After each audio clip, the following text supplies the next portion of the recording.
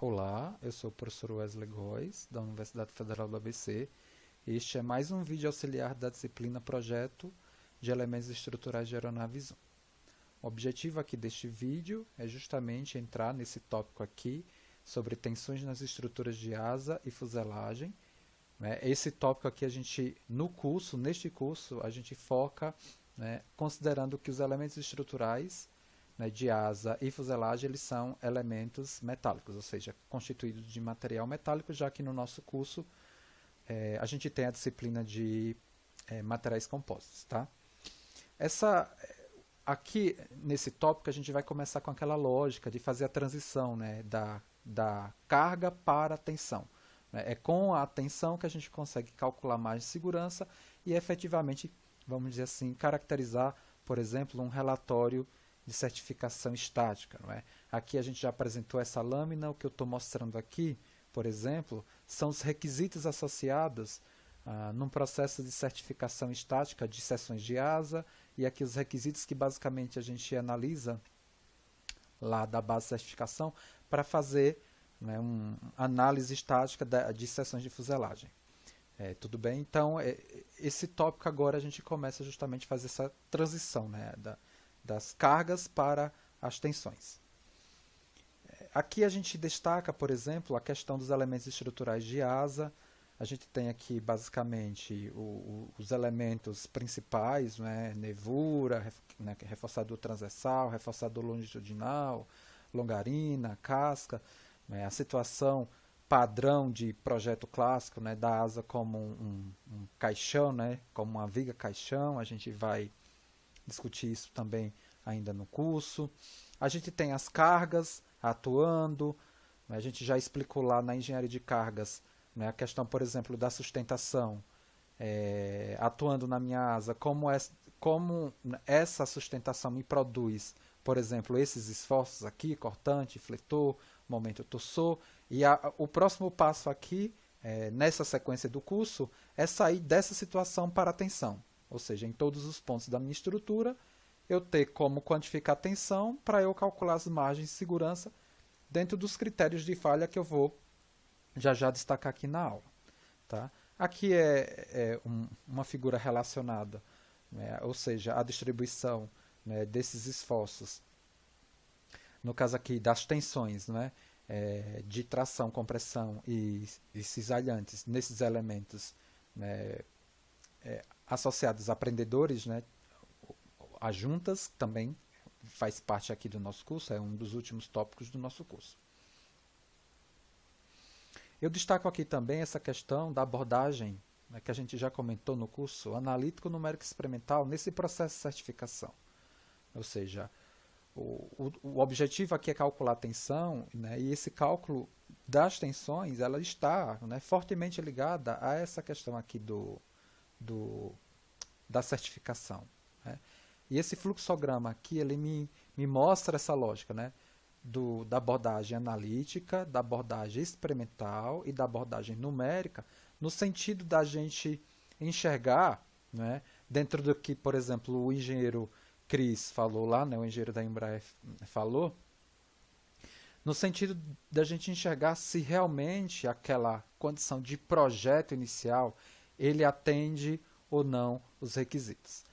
A gente já discutiu bastante isso nas aulas anteriores, mas vale aqui a reflexão novamente sobre esse fluxograma no sentido de utilizar esse tripé para analisar o nosso projeto dentro dos aspectos gerais.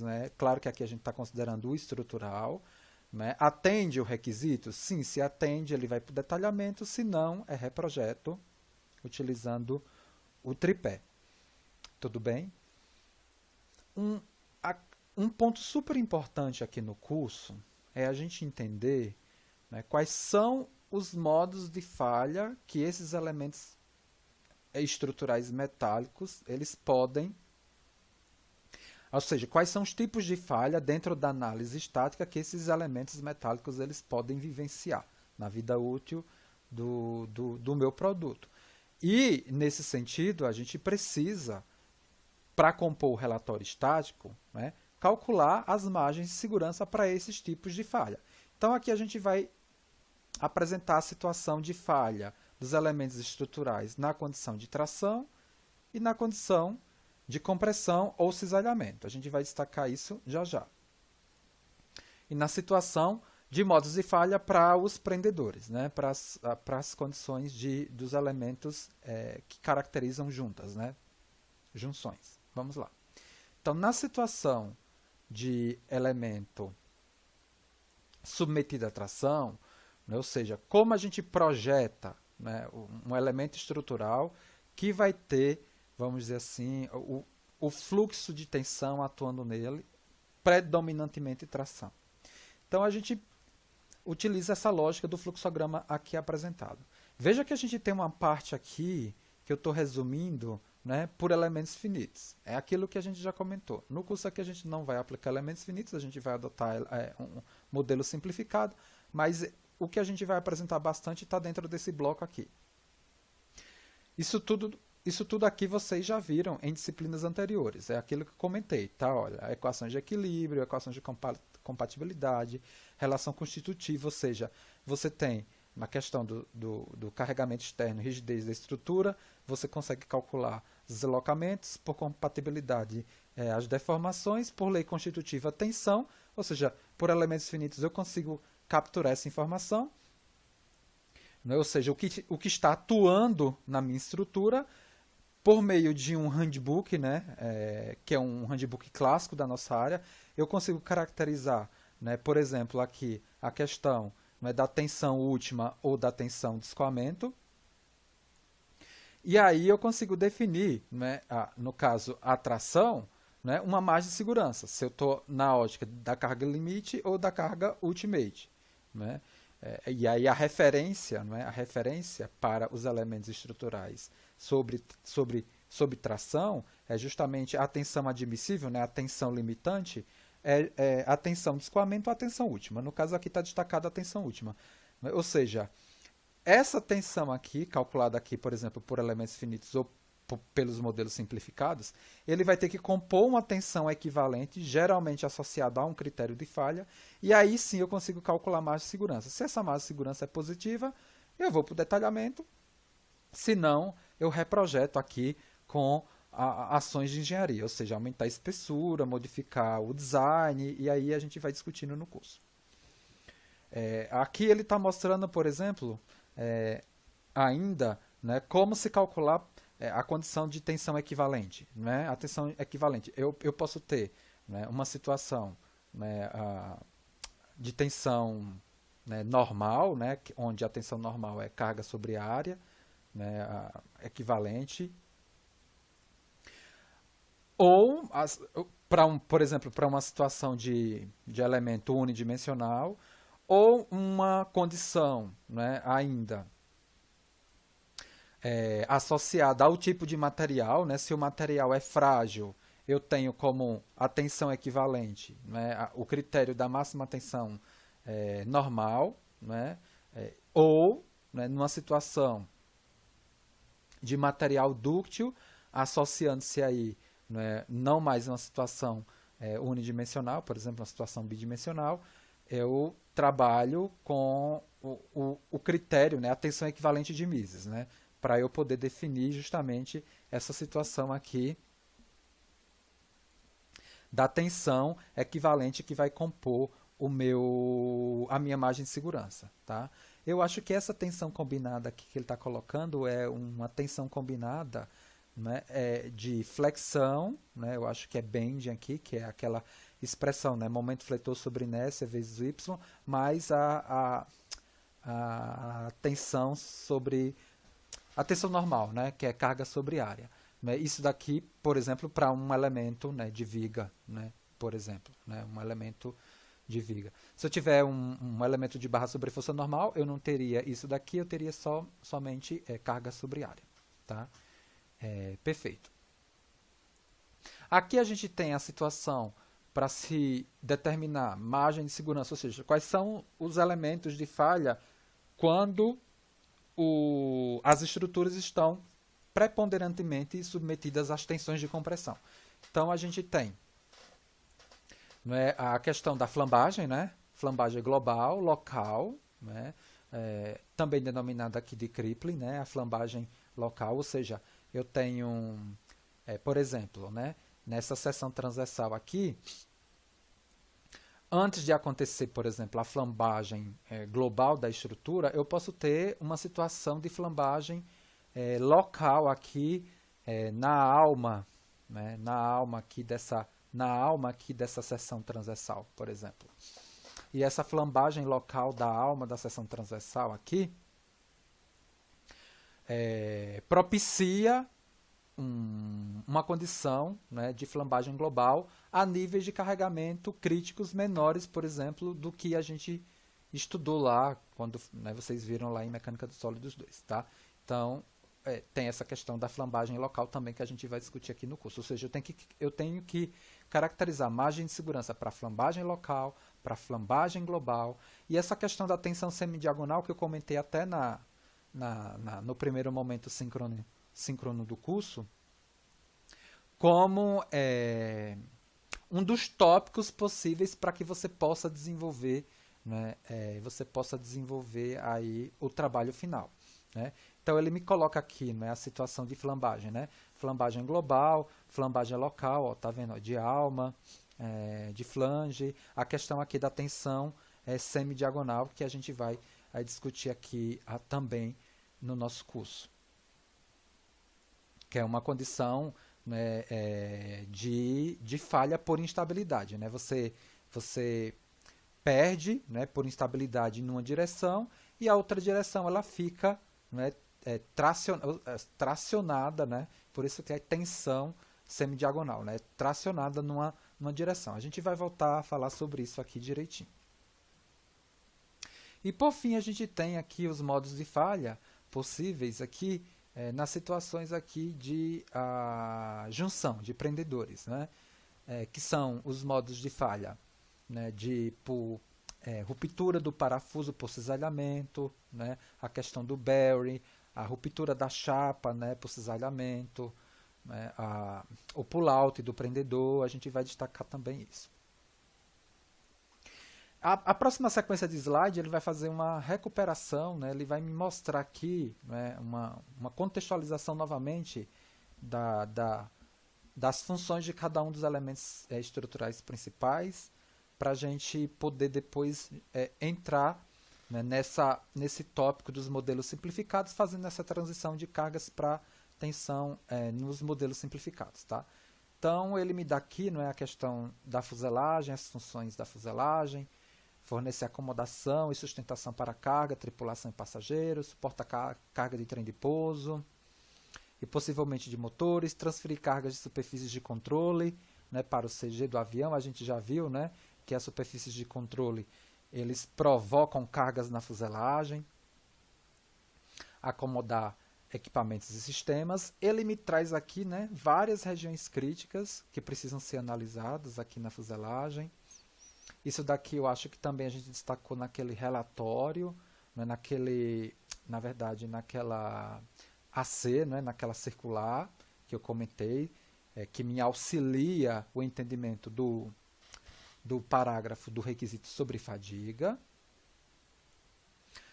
Ele me dá aqui conceitos de fuselagem em relação às primeiras estruturas de fuselagem na situação treliçada, a condição monocoque e semimonocoque, que a gente também já viu, algumas questões de projeto, né, contemporâneo, né, que também a gente já comentou lá na primeira semana de curso, né, essa situação aqui amplamente empregada.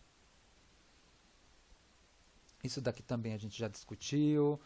Essa questão do desmembramento da estrutura, né? Ou seja, ela sai, né, de uma situação global até uma situação mais particular, né, que me garante, por exemplo, caracterização de propriedade material a partir, né, de corpos de prova, né, para análise de propriedades de fadiga, né, tenacidade da fratura, ou até mesmo, no nosso caso aqui, estática.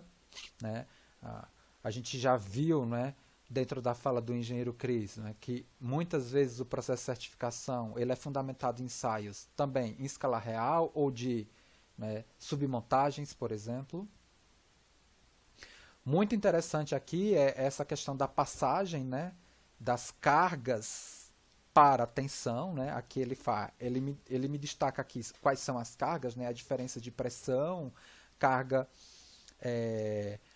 a interação, né, da superfície de controle, né, com a fuselagem e outros elementos me provocando, né, momento de flexão, cortante, torção, e isso daqui me gerando as tensões, né? Tá vendo aqui, ó, ele me gerando, tá vendo? A tensão que vem da flexão e da pressão, né? Da diferença de pressão, né? Olha,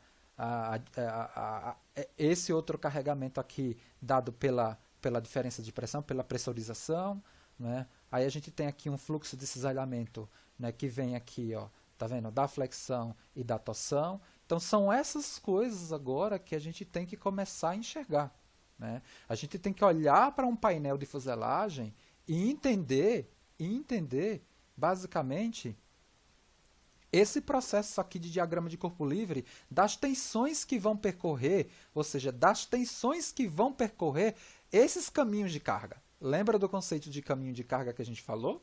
Tá. É muito importante a gente entender sobre isso. Agora a gente chega nesse nível, tá? A caverna de pressão também, não é? Ou seja, qual é o carregamento que vai estar atuando nela, essa diferença de pressão.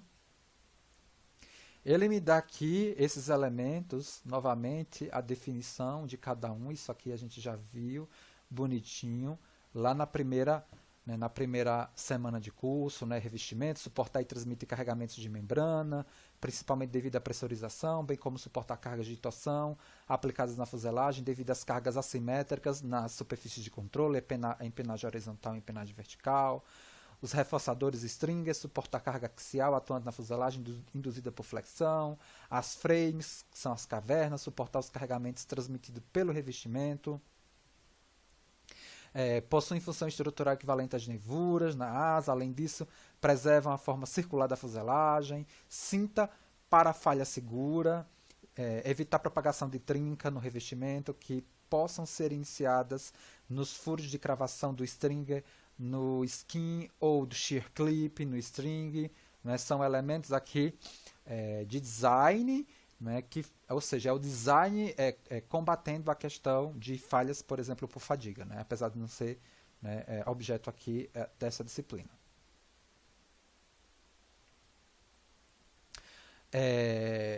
Aí também aqui, né, esses outros elementos, né, que é o shear clip, transferir carga de pressurização do skin para as cavernas, auxiliar na redução do comprimento de coluna, né, do string, aumentar a rigidez da alma da caverna, né, cravação de prendedores, permitir o fluxo de cisalhamento entre elementos. Aqui a gente está mostrando, né, o piso, né, conjunto de vigas e colunas que auxilia as cavernas, distribuindo o carregamento da fuselagem. Tem esses elementos aqui da certificação, interessante, né. Placas de trilho, placas de piso de trilho, né, os trilhos, né, estão apoiados nas vigas do piso, sendo certificados sobre condição de pouso forçado, com base em ensaios experimentais específicos para assentos. E, finalmente, aqui no caso da fuselagem, a questão das bulkheads e da fuselagem dianteira, que tem a questão lá da análise de impacto, né, que é justamente aqui o Randome, né, que me fala dessa questão, né, da situação de impacto. Questão das portas e janelas, né, regiões com alta concentração de tensão e fluxo de cisalhamento elevado. Agora a gente vai ter que começar a entender, né, essa transição, né, de carga para tensão e focando justamente as situações de falha possíveis que precisam determinação de imagem de segurança e que vão estar presentes no relatório de certificação estática, aqui revisando, né, a questão da falha sobre tração, né, plastificação, danificação, fraturamento, né, utilizando, no caso, né, ou escoamento ou tensão última, a questão da falha por compressão, né, ou cisalhamento, que é a flambagem local e global, e a situação de falhas de prendedores. Tá? Então, no próximo vídeo, a gente já começa a apresentar os modelos simplificados para análise para estimativa de tensão normal, por exemplo, em asas e fuselagem. Tá? Então, até o próximo vídeo.